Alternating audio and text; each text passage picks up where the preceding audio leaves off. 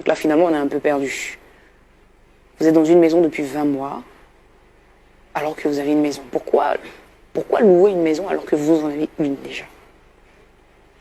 En réalité, cette maison que loue ma femme pour toute la famille, c'est en fait la propriété dont j'ai hérité. Et juste après que j'ai récupéré les clés de cette maison quand on devait déménager, j'ai pas pu lui dire en fait que j'avais une maison. Je ne sais pas. Alors Romain, non, attendez, on va pas pleurer ici, attendez.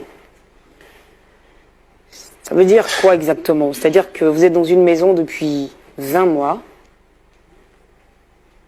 votre femme se saigne toutes les fins du mois pour assurer le loyer de cette maison, mais en réalité, cette maison vous appartient. Donc vous lui faites payer une maison qui en réalité vous appartient.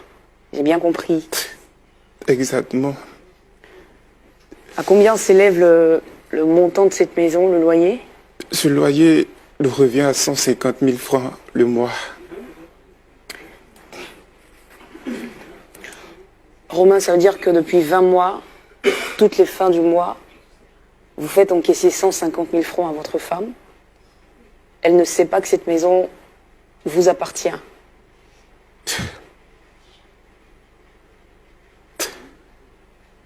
J'avoue que c'est difficile à expliquer. Mais chaque fin du mois, j'ai tout organisé pour que quelqu'un vienne prendre le loyer comme le propriétaire de cette maison. Et tout juste après avoir récupéré le loyer, cette personne venait me reverser cet argent depuis tout ce temps. Et ça continuait jusqu'à ce temps-là. Et donc, c'est-à-dire que vous aviez 150 000 francs toutes les fins de mois et vous acceptiez de prendre de l'argent de poche que votre femme vous donnait. Exactement.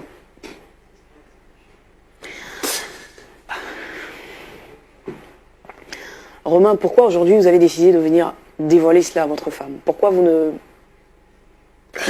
continuez pas à garder votre secret? Je ne pouvais plus continuer de garder ce secret parce qu'il s'est passé un événement dans notre vie. C'était le mois dernier, lorsque notre deuxième fils est tombé gravement malade. Il fallait juste 80 000 francs pour son opération. J'ai vu combien sa mère a erré ça et là.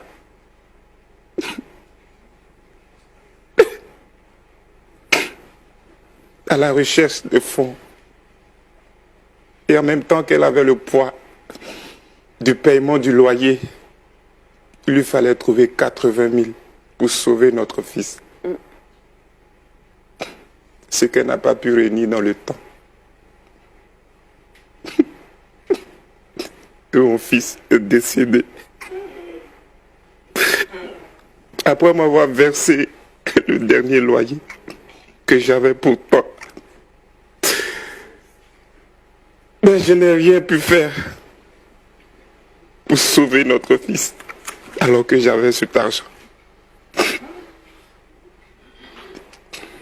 J'ai été marqué et depuis lors, je n'arrive plus à dormir.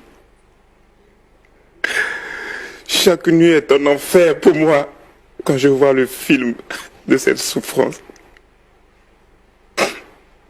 Je ne pouvais plus garder ce secret. J'ai donc décidé, sur ce plateau, de demander pardon à mon épouse en lui envoyant le secret. Alors, ce que je veux savoir, Romain, pendant ces 20 mois, vous avez touché 150 000 francs. Qu'est-ce que vous en avez fait? Qu'est-ce que vous faisiez de cet argent? Je ne sais même pas. où tout cet argent est entré. Aujourd'hui où je vous parle, je ne sais pas. Vous ne savez pas. Waouh.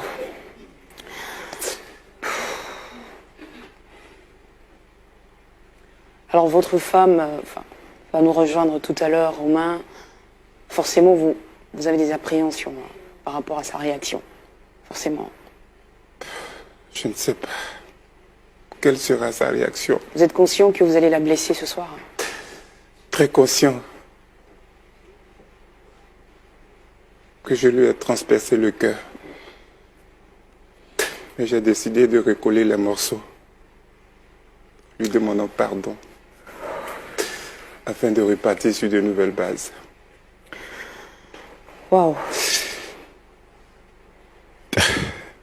D'accord, Romain, c'est bien compris. On va faire venir votre femme. Vous êtes prêts? Vous êtes prêts à ce qu'on la reçoive ici, pour discuter un tout petit peu avec elle d'abord, avant que vous ne lui parliez? D'accord. Je suis prêt. Ça sera pas facile, c'est clair.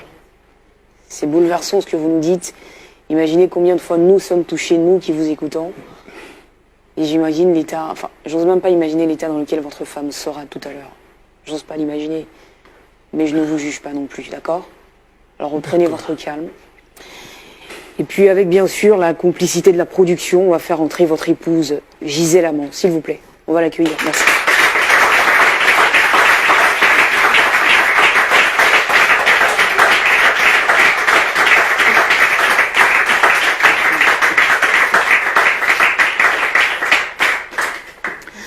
Bonsoir Gisèle, enfin Madame Amand, bienvenue. Merci. Comment vous allez? Je vais bien. Vous allez bien? D'accord. On est content de vous recevoir sur le plateau. Enfin, forcément, vous reconnaissez votre mari, évidemment. Vous le reconnaissez. Mais bon, avant que je vous laisse échanger, voilà, j'ai envie de m'entretenir un tout petit peu avec vous, avant de poursuivre. Gisèle, vous êtes mariée depuis 6 ans. Depuis 6 ans, avec cet homme. Vous nous parlez un peu de lui, s'il vous plaît? Au quotidien, quel type de personne est-ce qu'il est? Est-ce que c'est un homme autoritaire? Est-ce que c'est un homme qui partage tout? Quand je dis partager, mais c'est vraiment dans tous les sens du terme.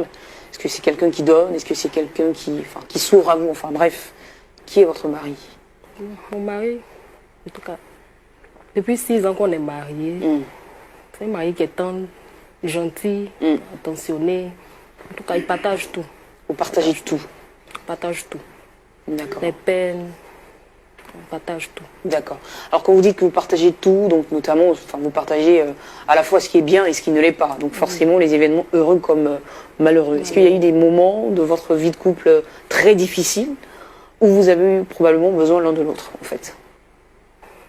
Après le décès de ses parents, vraiment ça a été très difficile pour nous. C'était très difficile pour nous. Parce qu'il était attaché en fait à sa famille, enfin à ses parents? Il était attaché à ses parents. D'accord. Il était attaché à ses parents, c'était difficile. Pour les funérailles, il fallait vraiment réunir des fonds. Bon, ça nous a ruiné un peu, mais après, il a perdu son emploi.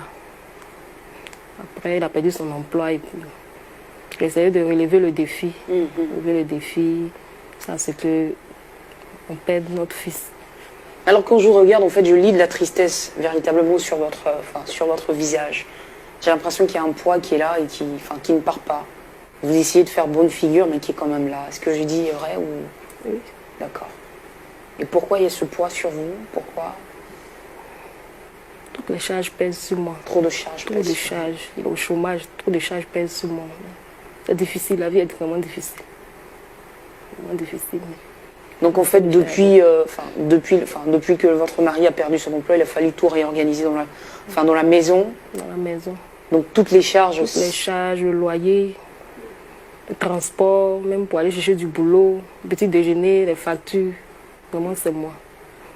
C'est vous qui gérez tout ça? C'est moi. Waouh. Et donc il y a le décès des parents, il y a ensuite le mari qui perd l'emploi et la mort de notre fils. La mort de votre fils. On peut revenir rapidement sur les circonstances en fait de ce décès-là? C'est vrai que c'est pas des souvenirs dans lesquels on a envie de se replonger, mais... Il a fallu réunir assez de fonds. J'ai frappé ça et là à toutes les portes, mais vraiment, j'ai pas pu réunir tous les fonds. Il manquait seulement que 80 000 pour subir une opération. On n'a pas pu faire l'opération. Il est décédé dans mes bras.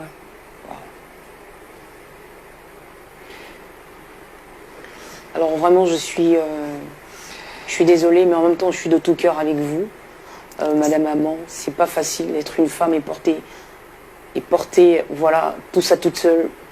C'est un combat au quotidien. Vous êtes une brave femme. Avant que votre mari ne vous parle, il faut que vous le sachiez. Vous êtes une brave femme. Et je crois que forcément Dieu se souviendra de vous, d'accord? Ne vous laissez surtout pas abattre par tout ce qui vous est arrivé. Soyez plus forte que ça. Moi, je vous vois déjà très grande. Donc, soyez plus forte que ça. Relevez la tête. Et je pense que Dieu fera le reste avec vous, d'accord? Voilà, en tout cas, merci d'avoir malgré tout accepté l'invitation de venir sur le plateau ce soir. On est vraiment de tout cœur avec toi. Forcément, si tu es là, c'est parce que ton mari l'a voulu. Donc, je ne vais pas faire durer les choses plus longtemps. Romain, Gisèle, ton épouse, est là. Je pense qu'elle est prête maintenant à savoir pourquoi est-ce que tu l'as convoquée. C'est à toi de jouer.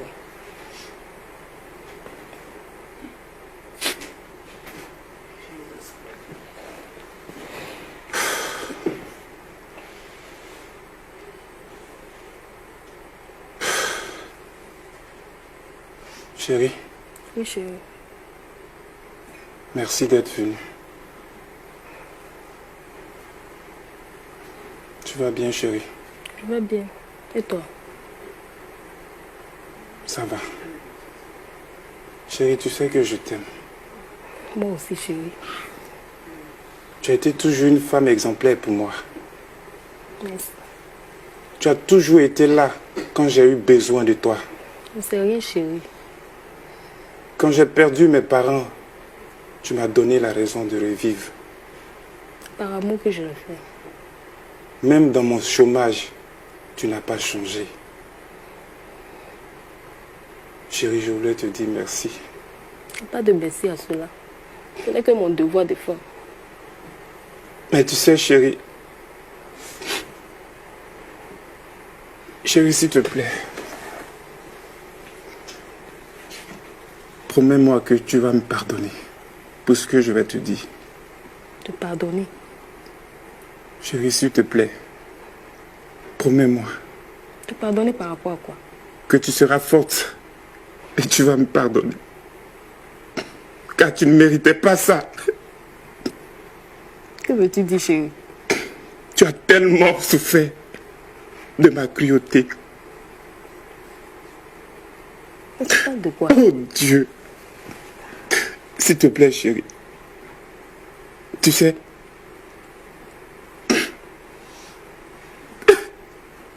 Mais dis-le-moi enfin, qu'est-ce qui se passe? non, chérie, tu ne mérites pas ça. Souviens-toi. La maison dans laquelle nous sommes. Oui, la maison. Après notre déménagement, chérie. La maison que tu paies tous les mois, depuis 20 mois. C'est ma maison. C'est notre maison, chérie. Tu blagues ou bien? S'il te plaît, chérie. Pas de quelle maison? Celle que nous habitons aujourd'hui. La maison que nous habitons t'appartient. Toi, tu es propriétaire depuis quand? Laisse-moi tout Tu expliquer, travailles chérie. où pour acheter une maison? Chérie, s'il te plaît, laisse-moi tout Travaille expliquer.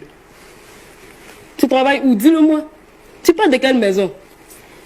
Tu me parles de quelle maison? Laisse-moi tout expliquer, chérie. Mais tu es un escroc, tu me parles de quelle maison? Pendant que moi je me tue à payer le loyer 150 000 francs par mois. Non, chérie, s'il Les te plaît. factures, la nourriture. Tu n'as même pas eu pitié. Mon petit promesse que je fais, tu n'as même pas eu pitié. S'il Et te tu es plaît, méchant. chérie. Tu es méchant. Tu es méchant. Chérie, Tu s'il te parles de plaît. quelle maison? Tu es propriétaire? S'il te Tu plaît. es propriétaire aujourd'hui? Calme-toi, Tu chérie. es propriétaire de quelle maison? Dis-le-moi. Je suis désolé, s'il te plaît. En plus, Je suis désolé. mon fils, tu n'as même pas eu besoin même d'envoyer même 100 000 pour soigner mon fils. Je suis désolé, Où tu chérie. as mis tout cet argent? Où tu as mis tout cet argent? Dis-le-moi. Je sais Où tu as mis pas, tout cet chérie. argent? J'ai mal. Notre fils est mort dans mes bras. Notre fils est mort dans mes bras pour manque de moyens. Pardonne-moi, chérie. Tu n'as même pas eu pitié. Chérie, pardonne-moi. Tu n'as même pas eu pitié. Je suis prêt à tout Quel recommencer. mari es-tu? Quel genre de mari es-tu? Tu es un assassin! Tu es un assassin! Chérie. Mon fils! Non, Je veux mon chérie. Non, fils! chérie. Non, chérie. Je veux mon fils! Non, chérie. Calme-toi. N'as pas eu pitié! Calme-toi, chérie. Calme-toi. Calme-toi. Tu vas me le payer! Calme-toi, Tu chérie. vas me le payer! Je suis désolé. C'est pas là, je demande le divorce! Laisse-moi Je demande le divorce! Laisse-moi t'expliquer, Escroc. chérie. Ne va pas, s'il te plaît. C'est un escroc! Pour l'amour de Dieu, ne va pas, chérie. Tu n'as pas eu pitié pendant 22 mois! Laisse-moi Je tout paye